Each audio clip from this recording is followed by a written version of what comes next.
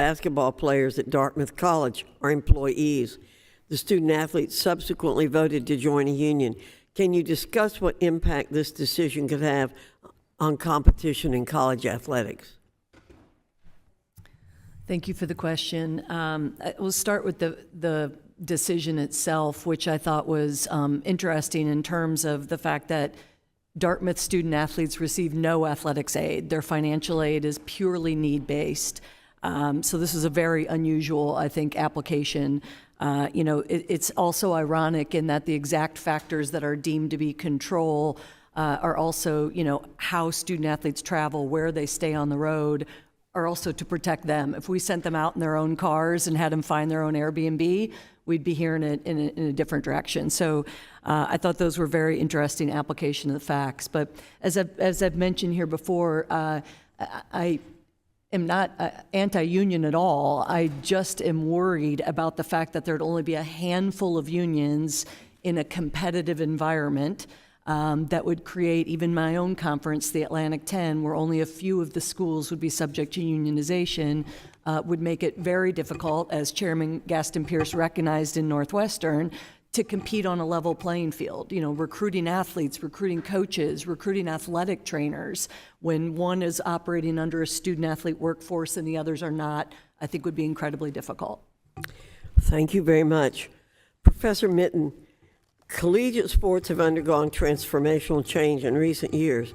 Student athletes may monetize their name, image, and likeness and more freely transfer schools without losing eligibility. Given these significant changes, do requirements still exist to maintain the educational primacy of intercollegiate sports?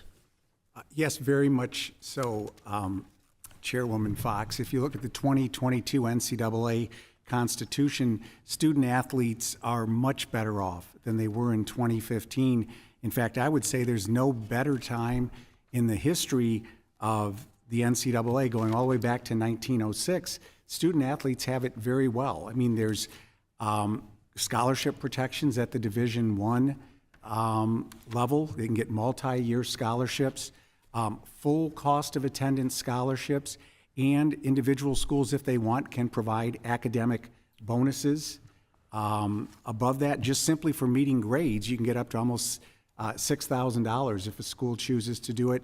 And then certainly NIL rights. There are some athletes that are getting 6- and 7-figure deals. Well, I think it's always been significant that we do say student athletes. Mr. Sims, in your written testimony, you note that you do not believe you believe it is not in student athletes' best interest to be classified as employees under the National Labor Relations Act. Can you discuss why you believe that and explain some of the potential consequences of unionization on student athletes? Thank you for the question, Chairman. As I spoke about earlier in my opening testimony, I have many concerns about unionization and whether it would result in positive outcomes or not. The first issue being compensation and taxes. Right now, the IRS currently exempts athletic scholarships, but the IRS does not exempt scholarships that are based on providing services like teaching, for example. So would that exemption status change, and would student athletes have to pay significant tax bills at the end of the year on their athletic scholarships? The uncertainty of scheduling and overtime. Would there be a provision in the collective bargaining agreement that would not allow me to voluntarily continue to work on my craft or go to tutoring or extra classes? So those are some of the examples that I gave and have in my written testimony. Thank you all very much for being here.